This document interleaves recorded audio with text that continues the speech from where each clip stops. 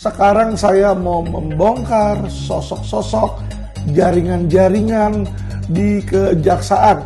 Alvin Lim saat ini sedang hangat diperbincangkan karena pernyataannya yang menyebut kejaksaan sebagai sarang mafia. Pernyataan ini disampaikan Alvin Lim di kanal media sosial miliknya sejak tahun 2022. Atas unggahannya itu, Alvin Lim dilaporkan ke polisi dan akhirnya pada Rabu 30 Agustus 2023 ditetapkan sebagai tersangka ujaran kebencian. Alvin Lim, advokat yang sangat vokal menguliti aparat penegak hukum itu, berdalih ucapannya tersebut didasarkan atas bukti-bukti yang ia miliki dari kliennya. Namun terlepas dari benar dan tidaknya pernyataan itu, sejumlah kasus hukum memang tercatat pernah menimpa jaksa dalam kurun beberapa tahun terakhir. Salah satu kasus yang heboh ialah bekas jaksa Pinangki Sirna Malasari yang terbukti menerima suap $500.000 atau sekitar 7 miliar rupiah dari terpidana kasus korupsi pengalihan hak tagih Bank Bali Joko Sugiarto Chandra alias Joko Chandra. Suap tersebut diberikan kepada Pinangki untuk mengurus fatwa Mahkamah Agung yang rencananya akan digunakan Joko Chandra untuk dapat kembali ke Indonesia tanpa perlu menjalani vonis 2 tahun penjara kasus Bank Bali. Pinangki juga terbukti melakukan pencucian uang dari Joko Chandra dan melakukan pemufakatan jahat dengan menjanjikan uang $10 juta pada pejabat di Kejaksaan Agung dan Mahkamah Agung jika fatwa itu terbitkan. Pada Senin 8 Februari 2021, Pengadilan Tindak Pidana Korupsi Jakarta menjatuhkan vonis 10 tahun dan denda $600 juta.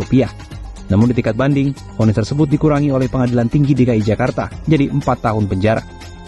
Namun setelah menjalani masa kurungan 1 tahun 1 bulan, Pinangki akhirnya kembali menghirup udara bebas usai dinyatakan bebas bersyarat pada 6 September 2022.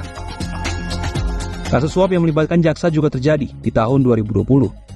Kedua jaksa itu adalah Eka Safitra, jaksa di Kejaksaan Negeri Yogyakarta, dan Satriawan Sulaksono, jaksa di Kejari Surakarta. Keduanya didakwa menerima suap senilai $221 juta terkait proyek rehabilitasi saluran air hujan. Suap tersebut untuk memuluskan proses lelang proyek tersebut.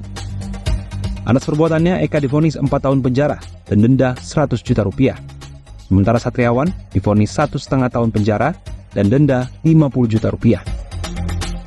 Kemudian pada Juni 2019, KPK menangkap Asisten Tindak Pidana Umum di Kejaksaan Tinggi DKI Jakarta, Agus Winoto, atas dugaan manipulasi penanganan perkara.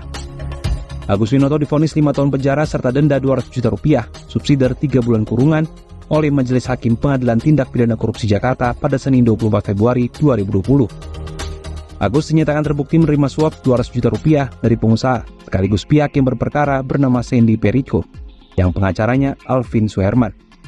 Suap itu dimaksudkan agar Agus menurunkan rencana tuntutan perkara yang melibatkan pihak Sandy Perico dan koleganya Hari Suwanda, serta Raymond Warung selaku pendiri Caza Trade Ltd. Kasus permainan hukum yang melibatkan jaksa tadi hanya sebagian kecil yang menimpa kejaksaan sebagai institusi penegakan hukum. Di sisi lain, Kejaksaan Agung juga memperlihatkan kinerjanya yang berani membongkar kasus-kasus besar seperti korupsi BTS Kominfo yang merugikan keuangan negara $8,32 triliun, kasus izin lahan perkebunan sawit PT Dulta Palma Group dengan terdakwa Surya Darmadi dengan nilai kerugian mencapai $86,5 triliun, serta banyak kasus lainnya. Masyarakat memiliki harapan besar kepada kejaksaan. Sebagai aparatur penegak hukum, masyarakat menanti keadilan dan memastikan penegakan hukum di Indonesia tidak lagi bisa diperjualbelikan.